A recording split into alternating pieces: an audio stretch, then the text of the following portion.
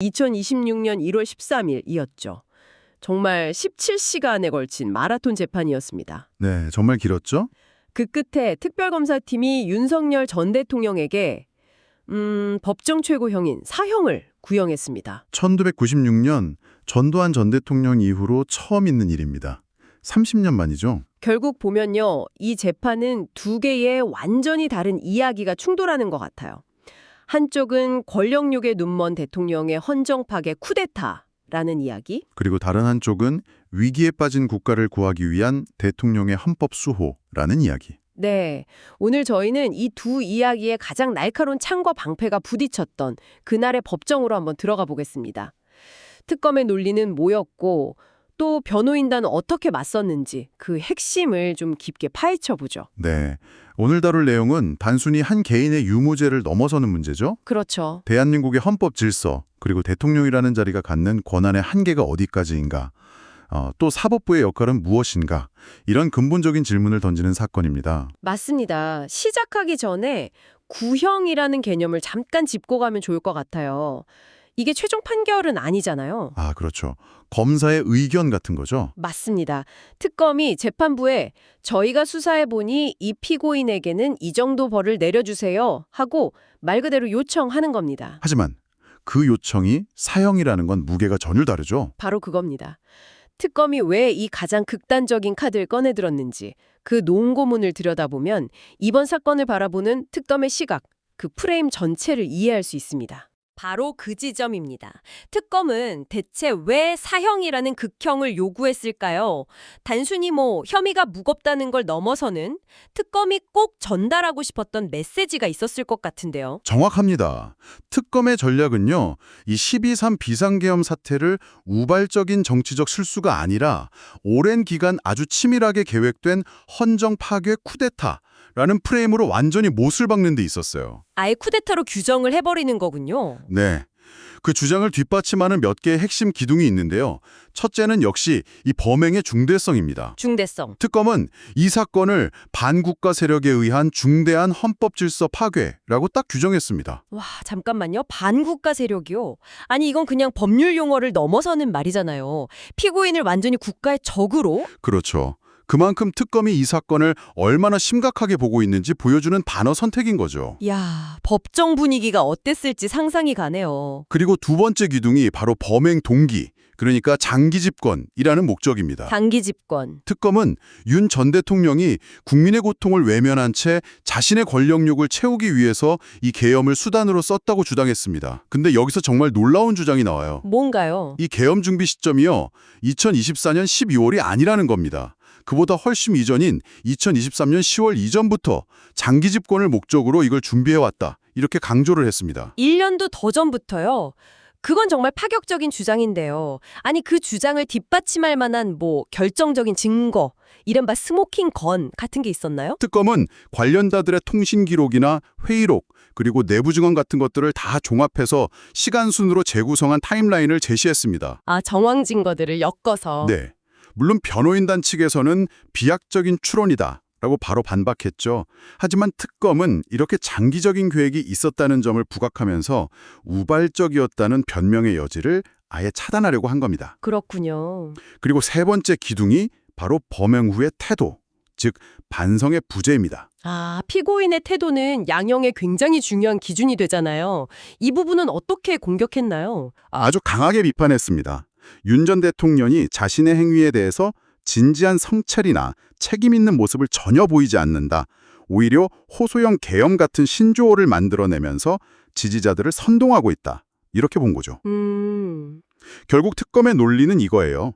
장기 집권을 위해 1년 넘게 쿠데타를 준비했고 국가 경제와 사회에 엄청난 피해를 입혔다. 그런데 지금 이 순간까지도 전혀 반성하지 않고 있다. 그러니 법이 허용하는 가장 무거운 처벌을 내려야 한다.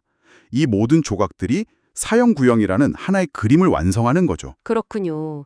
특검의 논리를 듣다 보니까 과거 사례랑 비교했던 부분도 굉장히 인상적이었습니다. 30년 전 전두환 전 대통령 재판을 직접 언급했잖아요. 네, 그게 이 구형의 역사적 의미를 설명하는 하이라이트였습니다. 특검이 논고문에서 이렇게 말했어요.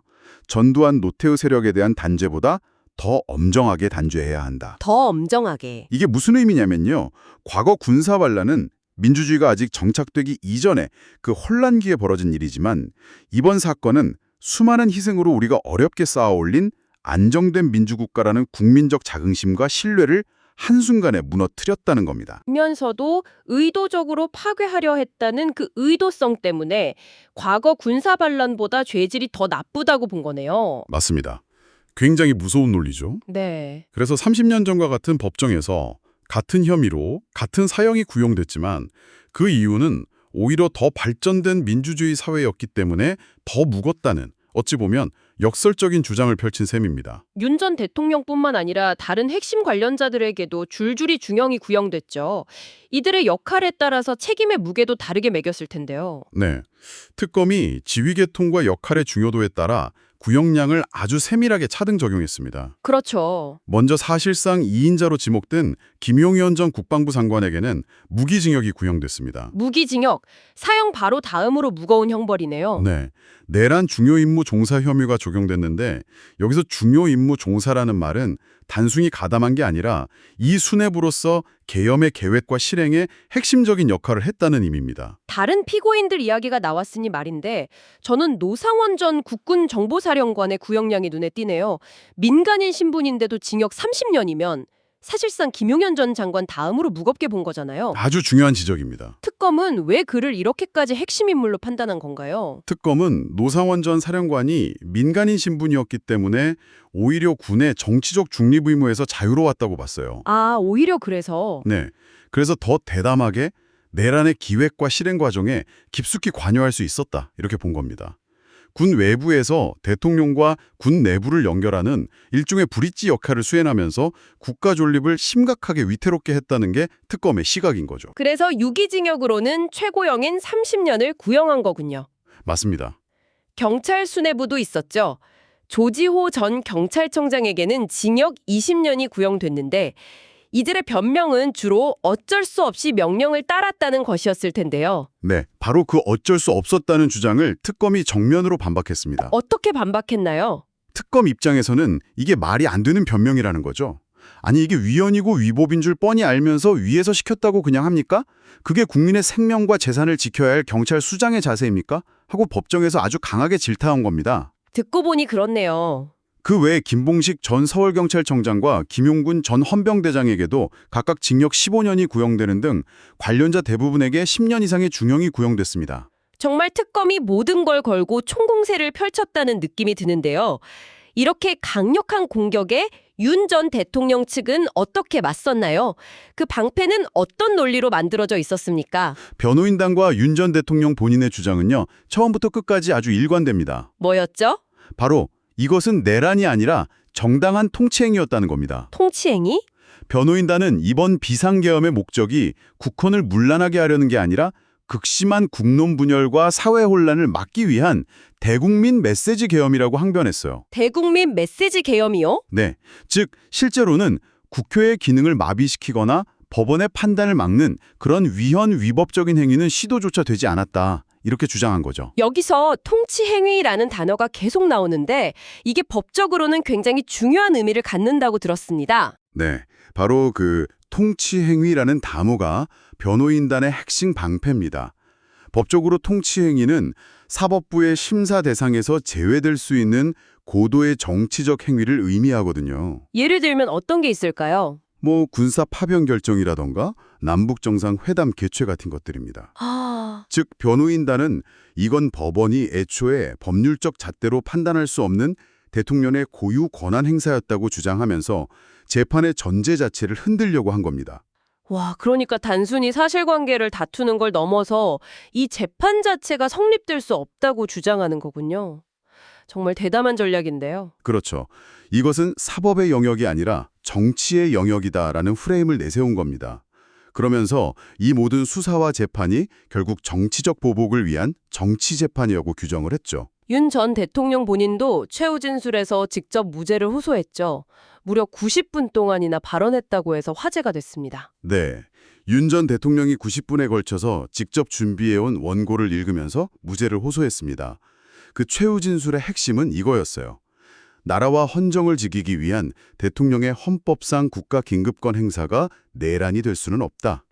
내란이 아니다. 네, 국민을 억압하는 군사 독재가 아니라 자유와 주권을 지키고 문화적 안의 헌정을 살리기 위한 불가피한 조치였다는 거죠. 자신에 대한 수사를 아주 강한 표현으로 비판하기도 했죠. 맞습니다. 그 광란의 칼춤이라는 말이 계속 언론에 오르내렸습니다. 네, 자신에 대한 수사와 기소를 숙청과 탄압으로 상징되는 광란의 칼춤이라고 표현했습니다. 과거 26년간 검사로 일했지만 이렇게 여러 국가기관이 한 사람을 죽이기 위해 미친 듯이 달려드는 수사는 처음 봤다. 이렇게 말하면서 수사 과정의 부당함을 아주 강하게 주장했습니다. 이 표현 하나만으로도 이 재판을 바라보는 자신의 시각을 명확하게 보여준 셈이죠. 광란의 칼춤이라 정말 극적인 표현이네요. 한쪽에서는 헌정 파괴 쿠데타라고 하고 다른 한쪽에서는 정치 보복을 위한 광란의 칼춤이라고 하니 정말 같은 사건을 두고 이렇게 다를 수가 있나 싶습니다. 그렇죠. 법정 분위기도 엄청 났다고 들었어요. 네, 법정은 윤 전 대통령 지지자들로 가득 찼다고 합니다. 특검이 사형을 구형하자 방청석에서는 미쳤냐 같은 욕설이랑 실소가 터져나왔다고 하고요. 와, 반대로 변호인 측의 변론과 피고인들의 최후 진술이 끝날 때마다 박수가 터져나왔다고 해요. 그야말로 재판정 안팎의 분위기 자체가 우리 사회가 겪고 있는 극심한 갈등의 축소판을 보여주는 듯했습니다. 이제 17시간의 결심 공판까지 모두 마쳤으니 남은 것은 사법부의 판단뿐이군요. 맞습니다. 재판을 마무리하면서 재판장이 오직 헌법과 법률, 그리고 증거에 따라 판단하겠다는 원론적인 입장을 밝혔습니다. 선고일이 잡혔죠. 네, 1심 선고는 2026년 2월 19일 오후 3시에 열릴 예정입니다. 이제 모든 사람들의 시선이 그날로 쏠리게 됐죠. 어떤 판결이 나오든 한쪽은 결코 받아들이지 못하고 거세게 반발할 수밖에 없는 상황이겠네요. 그렇죠. 아마 1심 결과에 양측 모두 불복하고 항소할 가능성이 매우 높습니다. 결국 대법원까지 아주 긴 법정 다툼이 이어질 것으로 보이고요.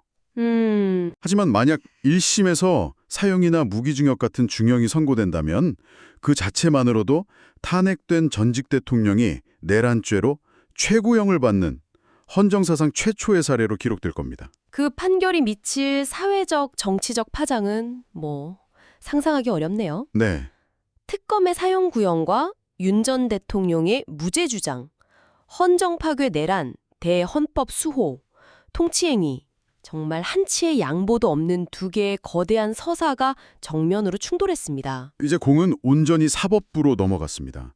이 지점에서 재판부가 마주한 과제는 단순히 한 사람의 유무죄를 가리는 것을 넘어섭니다. 어떤 의미죠? 헌법이 대통령에게 부여한 국가 긴급권과 사법심사의 대상이 되기 어려운 통치행위의 경계. 그 경계는 과연 어디까지인가? 이 근본적인 질문에 대해 사법부가 역사에 남을 답을 내놓아야 하는 아주 무거운 책임을 안게 된 거죠. 2월 19일 재판부의 판결은 대한민국 민주주의 역사의 또 하나의 중요한 이정표를 세우게 될 겁니다. 네, 정말 중요한 판결이 될 겁니다. 법원의 판단이 대통령의 권한과 헌법의 관계를 어떻게 재정립하게 될지, 그리고 그 판결이 앞으로 우리 사회에 어떤 의미를 남기게 될지, 이 방송을 듣고 계신 여러분도 한번 깊이 생각해 보시는 건 어떨까요?